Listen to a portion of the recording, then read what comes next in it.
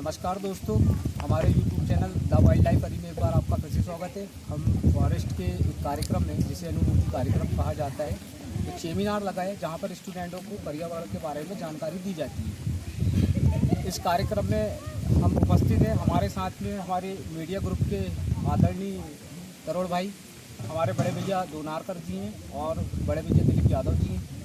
आप भी इस कार्यक्रम में उपस्थित हैं और इसके पहले भी कई कार्यक्रमों में ये उपस्थित रहे। हम इनसे अनुभव जानना चाहेंगे कि जो कार्यक्रम होता है फॉरेस्ट करवाने की, फॉरेस्ट डिपार्टमेंट में जो कार्यक्रम होता है वो किस तरीके से होता है, बच्चों को किस तरीके की जानकारी दी जाती है पर्यावरण के लिए, क्या कहना चाहिए?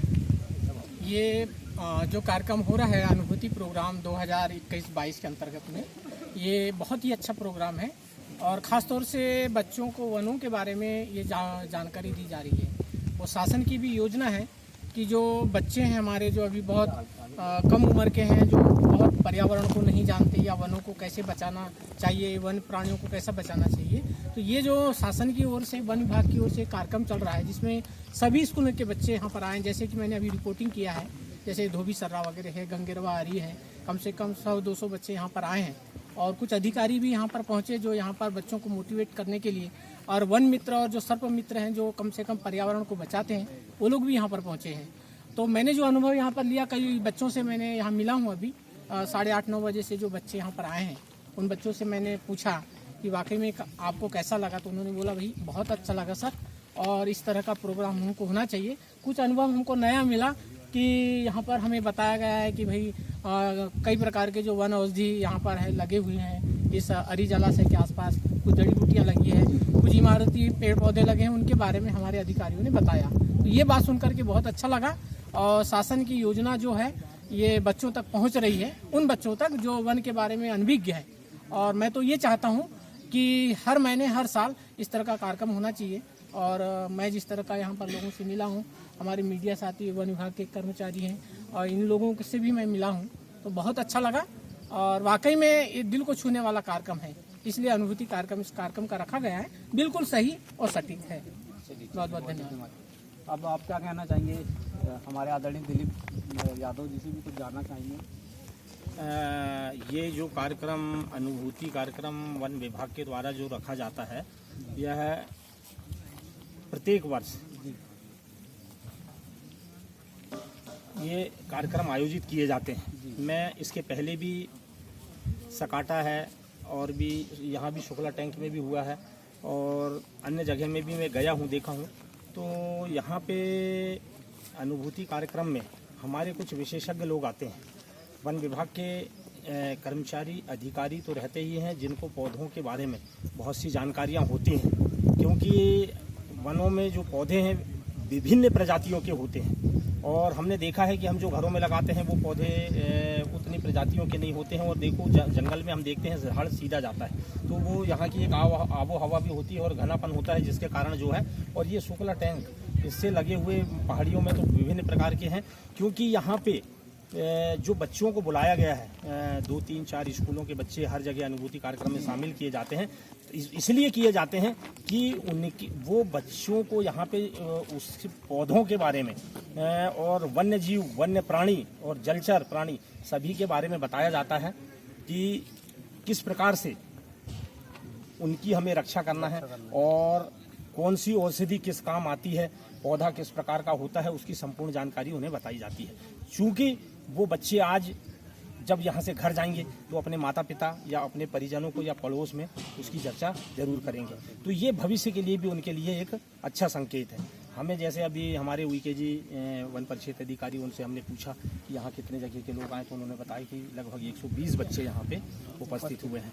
और अनुभूति कार्यक्रमों में उनको जो है बाकायदा घुमाया जाता है जंगलों में, है ना। और जैसे कि अभी हमारे बीच में एक आप लोगों की टीम जो है वर्ल्ड लाइफ से जुड़ी हुई, जो सांप पकड़ने का काम, एक मतलब बहुत बड़ी रिस्क लेकर के जो काम कर रहे हैं, तो आप तो बहुत बधाई के पात्र हैं, क्योंकि शासन की ओर से आप लोगों को कोई सहायता तो मिलती नहीं है, फिर भी जहां से भी फोन आता है आप लोग जाकर के इस काम को अंजाम देते हैं। ये आपके लिए बड़ा जनहित का काम है और लोगों को इससे बहुत बड़ी राहत मिलती है। मैं तो आप सभी लोगों को शुभकामनाएं देता हूं और यहाँ जो कार्यक्रम जो आयोजित किया गया है, आयोजनकर्ता भी इसके लिए धन्यवाद के पात्र हैं।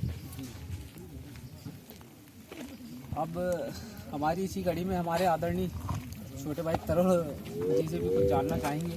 काफ़ी अनुभव है इन्हें, काफ़ी प्रोग्राम को अटेंड किया है।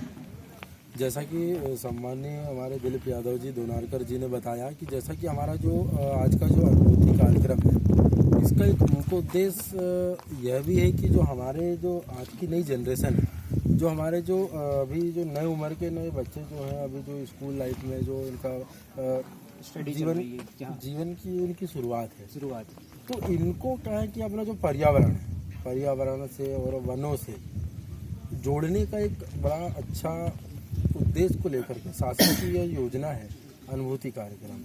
तो उसमें क्या है कि बहुत सी चीज़ें ये होती है कि हमारे आजू बाजू बहुत सी औषधियाँ होती हैं, बहुत सी कुछ ऐसी वनस्पतियाँ होती हैं जिसके चलते हम बहुत सी बीमारियों का इलाज हम खुद ही ढूंढ लेते हैं, लेकिन जिसका हमको नॉलेज होता नहीं है।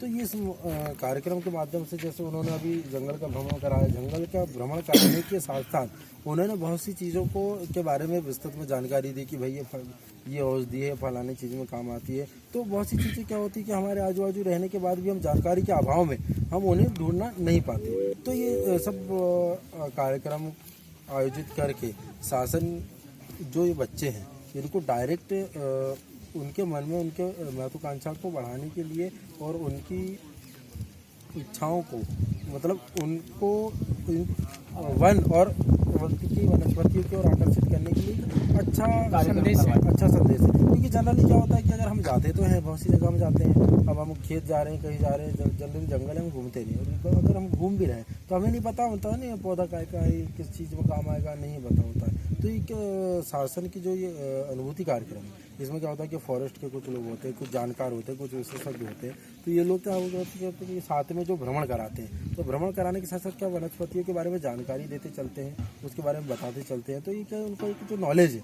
और उनकी जो जानकारी है वो बढ़ती है, और वनों के प्रति इनकी क्या एक प्रकृति के प्रति इनका लगाव बढ़ता है ना।